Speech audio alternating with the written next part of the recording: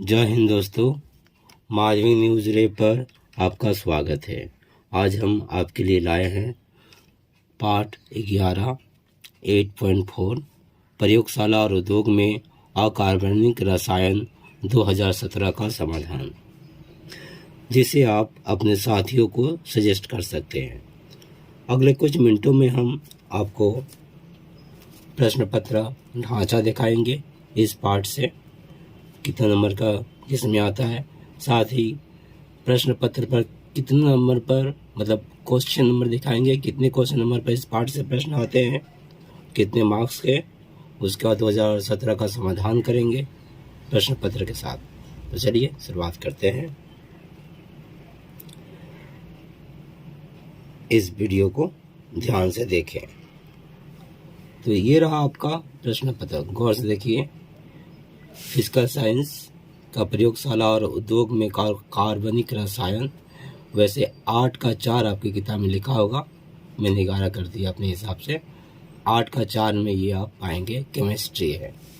यहाँ पर प्रश्न पत्र देखिए, विभाग क ख ग घ, 4 विभाग है, चारों में ये प्रश्न रहेंगे इस पाठ से। प्रश्न 1 में आप जानते हैं MCQ रहता है, एक रहेगा 1 अंक का 1 नंबर, एक MCQ रहेगा।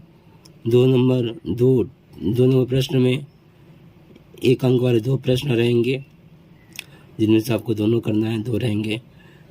3 मार्क्स वाले 3 नंबर को क्वेश्चन नंबर 3 में 2 का 1, यानी 2 मार्क वाले 2 अंक वाले 1 प्रश्न रहेंगे, 2 एक करना है 2। और क्वेश्चन नंबर 4 यानी घ में आपका 3 नंबर वाला एक प्रश्न रहेगा, 3। प्रश्न है 1 + 1 + 1 या 2 + 1, ऐसे टूटा हुआ रहता है 3 नंबर का। अब आते हैं, हम देखते हैं कि क्वेश्चन नंबर कितना में ये प्रश्न रहेंगे। देखिए प्रश्न पत्र में क्वेश्चन नंबर 1 का 13 में MCQ रहेगा, 2 का 15, 2 का 16 में एक प्रश्न रहेगा, जो 2 करना है आपको, 2 प्रश्न करना है। और ये प्रश्न है 1 नंबर, ये क्वेश्चन नंबर 3 के 7 में रहेगा, और क्वेश्चन नंबर 4 के 11 में रहेगा खाने वाला प्रश्न। मैं आपको प्रश्न पत्र से दिखा दे रहा हूँ, ये 2018 का प्रश्न पत्र है। आप जब निकालेंगे 1 का 13 में जाएंगे, ये देखिए 1 का 13 में इस पार्ट से पूछा हुआ प्रश्न है, 1 का 13, ठीक है। उसके बाद 2 का 15 पर जाएंगे आप, 2 का 15 पर ये देख रहे हैं, अथवा अगर 2 है कोई एक करना है, और 2 का 16, ये 2 प्रश्न है आपका जो कि उस पार्ट का है। 2 का 15 16 पर पूछा जाता है। फिर 3 के 7 मैं आपको दिखा दूं, ये 3 के 7 पर है, देख रहे हैं, कॉपर सल्फेट वाला, ये उसी पार्ट का है। और आखिरी क्वेश्चन है 4 का 11, ये रहा 4 का 11। हेबर विधि कहने का मतलब है मित्रों कि हर वर्ष इसी क्वेश्चन नंबर पर इस पाठ के प्रश्न पूछे जाते हैं, जो आपको उत्तर देना है। तो चलिए अब 2017 का हम देख लेते हैं। 1 का 13 में पूछा गया प्रश्न है, निम्न में से कौन नम अमोनिया को सुखाने में प्रयुक्त होता है। देखिए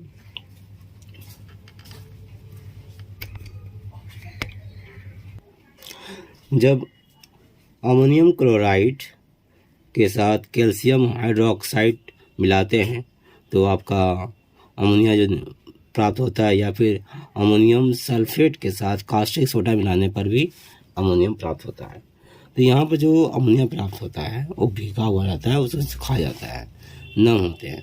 तो नम अमोनियम को सुखाने के लिए अमोनियम चूँकि आपका भस्म होता है, इसलिए हम भस्म का प्रयोग करेंगे, वो है आपका कैल्शियम ऑक्साइड, चूना, सूखा चूना, ठीक है। तो ये उत्तर हो गया आपका। तो कैसे लिखना है, मैं यहाँ पर चीना काट कर आपको दिखा दे रहा हूँ परीक्षा में। रखिए, देखिए इस तरह से पेंसिल से चीना काट लीजिएगा, मेरे पास सुविधा नहीं था और स्केल भी नहीं था। यहाँ पर आप पेज नंबर 1 लिख देंगे, शुरुआत कर रहे हैं तो यहाँ पर आप क्वेश्चन नंबर लिखेंगे QUENO ऐसे यहाँ पर लिखेंगे आप आंसर। ठीक है, इसके बाद आप लिखेंगे,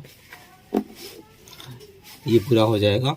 अगर ये पेज पूरा इस तरह जाएगा, पूरा भर जाता है, तो यहाँ पर एक और चीज़ पतला से काटेंगे इसके से, और ये PTO करके पन्ना बदलने वाला बना देंगे। ठीक है, तो चलिए उत्तर पर आते हैं। 1 का 13 ऐसे दे देंगे। और प्रश्न था आपका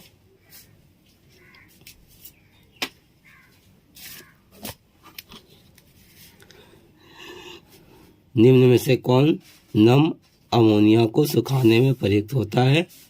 C कैल्शियम ऑक्साइड,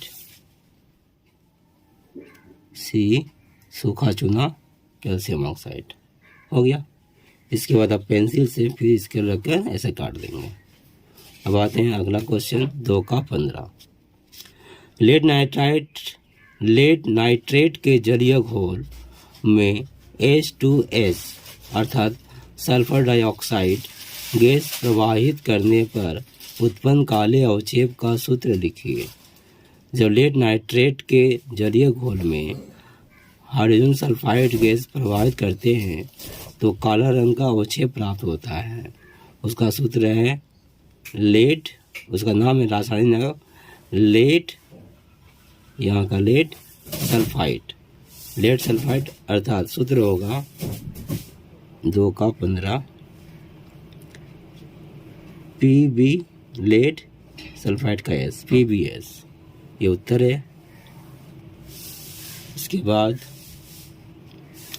अच्छा अथवा में भी था, तो ये तो परीक्षा नहीं हो रहा है, परीक्षा होता तो कोई एक लिखते या मैं दोनों समाधान कर दूं, तो मैं इसका बता दे रहा हूँ।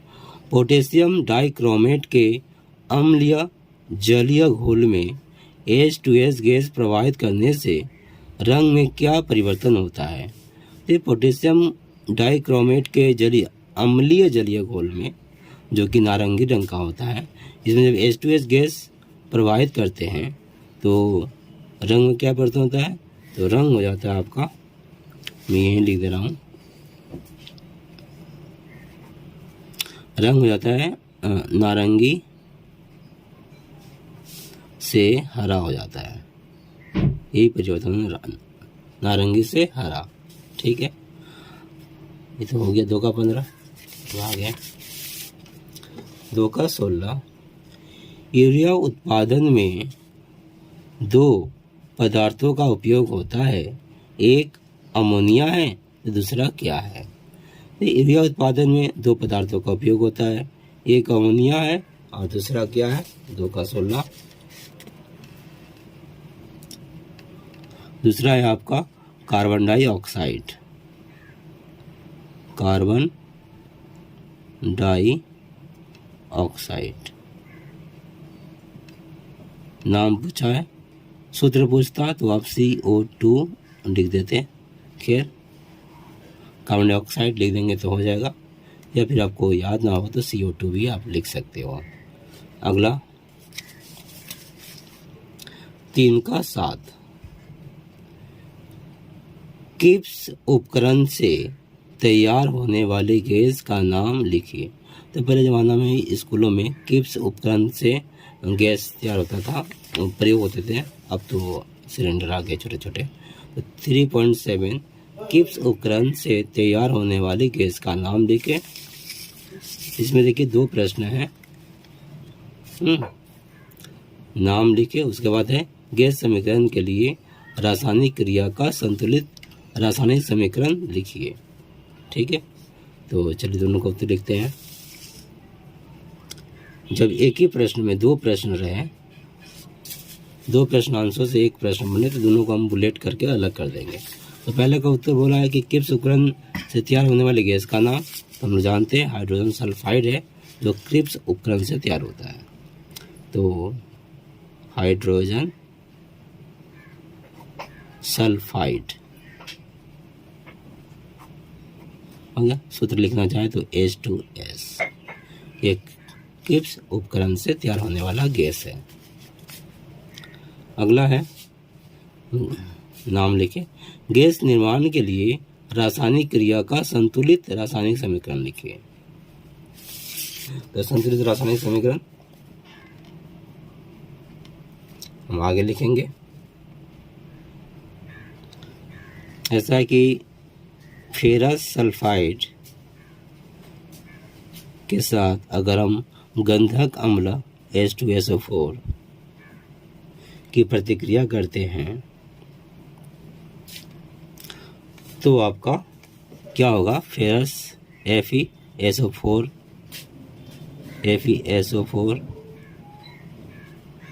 जुड़ गया, फिर प्लस H2 के साथ S हो गया, ये धातु अधातु के साथ, ये धातु अधातु के साथ, इस तरह से H2S गैस उत्पन्न होता है। हो गया। इसके बाद फिर से हम ऐसे घेर देंगे। संतुलित रासायनिक समीकरण हो गया। अगला प्रश्न है आपका 4 के 11 और आखिरी प्रश्न है। संपर्क पद्धति से SO2 से SO3 के औद्योगिक उत्पादन के लिए शर्तों सहित संतुलित रासायनिक समीकरण लिखिए। उत्पन्न SO3 से किस प्रकार H2SO4 प्रस्तुत किया जाता है। तो पहले 2 प्रश्न है। पहला संतुलित रासायनिक समीकरण शर्त सहित हम समीकरण लिखेंगे 4 का 11। ऐसा है कि हम ये चीना इस तरह से काट कर उसी में शर्त लिख देंगे। इसलिए 2SO2 प्लस O2 से संयुक्त होगा, तो हम ऐसे कर दे रहा हूँ। यहाँ पर जो उत्प्रेरक होगा वेनेडियम पेंटाऑक्साइड होगा।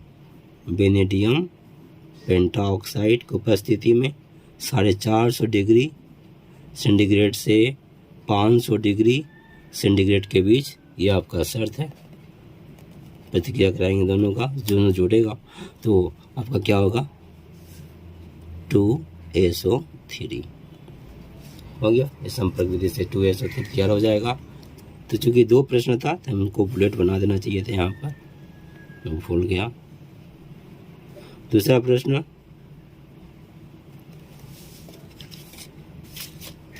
था, देखिए हो गया, उत्पन्न SO3 से किस प्रकार H2SO4 प्रस्तुत किया जाता है।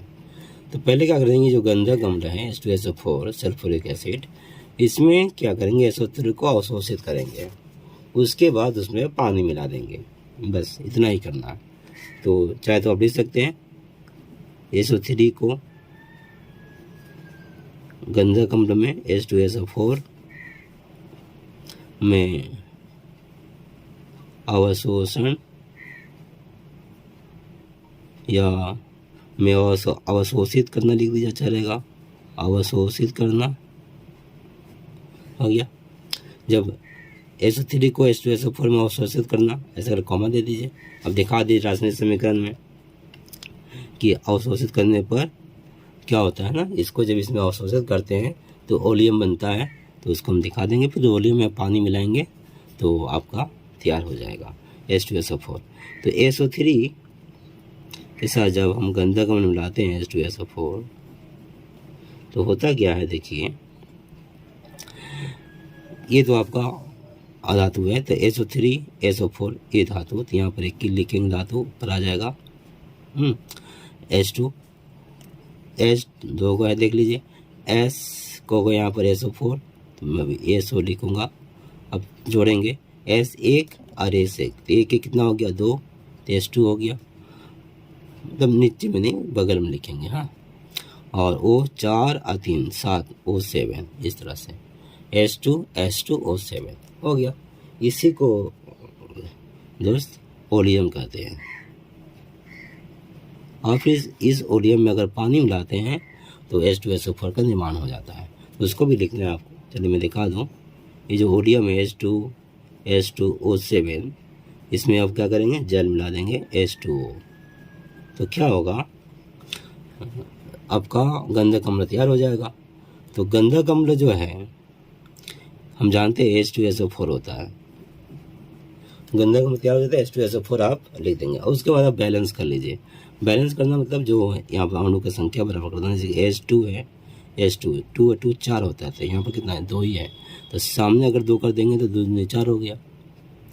अब S2 है तो देखिए 2 से S गुना हुआ है 2S हो गया, वो कितना है 7 और 1 8 हो गया, यहाँ गुना कर देखिए 4 दूनी 8, तो 4 दूनी 8 वो 8 हो गया, S2 हो गया, 2 दूनी 4 हो गया, सब ठीक है, बैलेंस हो गया। बस क्लास 8 में आप सीखे हैं बैलेंस करना, तो इस तरह से ये उत्तर पूरा हो जाता है।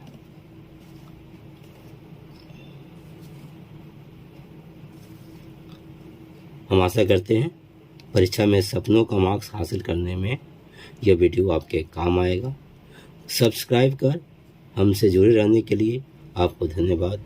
जय हिंद, वंदे मातरम।